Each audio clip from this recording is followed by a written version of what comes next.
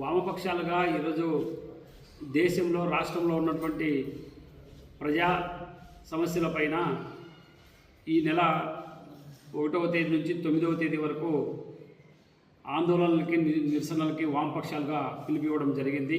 వాటిలో భాగంగా ఈరోజు అనంతపురం జిల్లాలో కూడా వామపక్ష పార్టీల సమావేశం ఏర్పాటులో భాగంగా అనంతపురంలో కూడా ఈ జిల్లాలో ఇప్పటికే పెరిగినటువంటి గ్యాసు, పెట్రోలు, డీజిల్ ధరలతో పాటు ఎరువుల ధరలు కూడా ఈ ధరలు భరించే పరిస్థితిలో లేవు.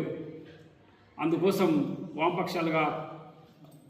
వామపక్షాలు చేపట్టబోయే దేశవ్యాప్త నిరసనలో భాగంగా జిల్లాలో ఉన్నటువంటి రైతులు, వ్యవసాయ కూలీలు, కౌలు రైతులు అందరూ కూడా ఈ ఉద్యమాల్లో పాల్గొని కేంద్ర ప్రభుత్వం, రాష్ట్ర ప్రభుత్వాలు అవలంబిస్తున్నటువంటి ప్రజలపైన భారాలు వేస్తున్నటువంటి వాటికి నిరసనగా జరిగే ఆందోళనలో పాల్గొనాలని చెప్పి సిపిఎం జిల్లా కమిటీగా జిల్లాలో ఉన్నటువంటి ప్రజలందరికీ విజ్ఞప్తి చేస్తున్నాం.